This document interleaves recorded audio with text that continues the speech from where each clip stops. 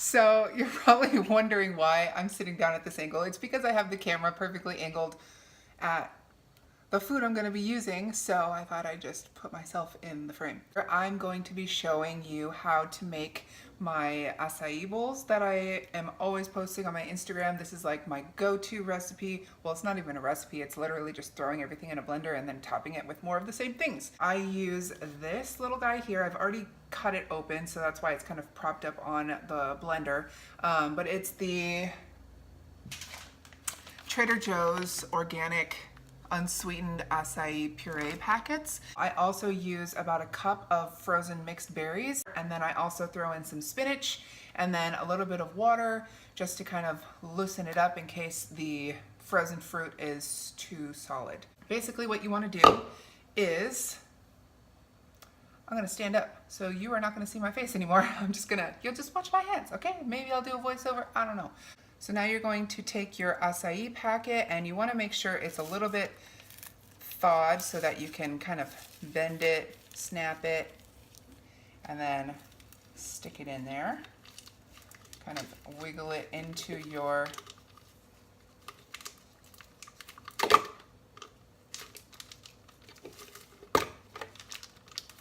blender. And then you want to take your spinach,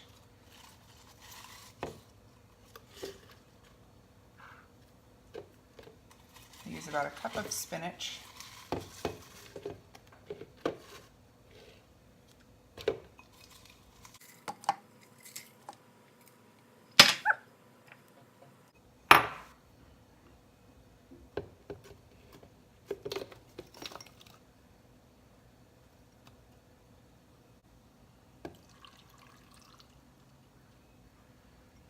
and you want to fill the water to your acai. So you want to fill it to there. It would be ideal. Ideally, you'd be able to fill the water to the top of the acai right here. Sometimes I've had to add more water, but the only problem with that is that your acai bowl comes out very watery. So if you don't mind more liquidy, smoothie-ish type of bowls, then you can add a little water. Otherwise, you're gonna be doing a little rock and shake action that you're gonna see me do in just a second. So, I'm gonna screw on the lid. So this is the part where you're going to have to decide whether you want to add more water or not. Once you go through that first little blend and kind of shake it around a little bit, you can open it up and add more water if you want to. I prefer not to, and just shaking it and rocking it around until I get the right consistency. So now you want to kind of, you see how thick it was?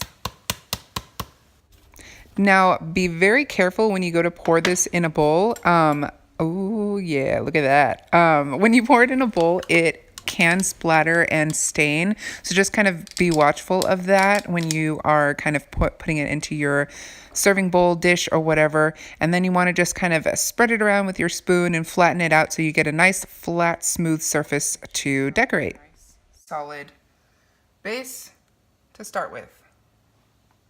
So now we've got our lovely acai bowl here, and then we're going to start topping.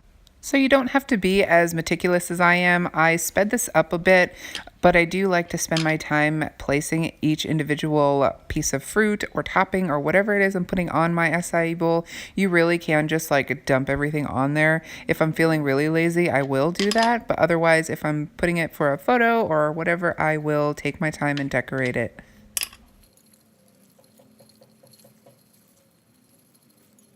And I don't know about you, but I love me some honey. So like I have to use a measuring spoon or weigh it on a food scale, or else I would just go overboard on honey and I would have as much honey as I have acai. So just kind of be wary of that and use a measuring spoon.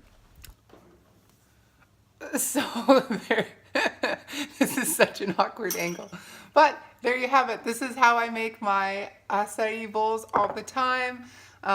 It's what goes on behind the scenes when I'm making the bowls that I post on my Instagram. So yeah, I'm going to eat it now because my mouth is watering and I'm drooling and I'm about to roll over because I'm sitting at a very awkward angle underneath the counter. So I will put additional information as far as like measurements and like exactly how I measure my stuff and all the breakdown in the description box down below. I hope you enjoyed. Please come back for more later once I have more. And yeah, thanks for watching. Bye.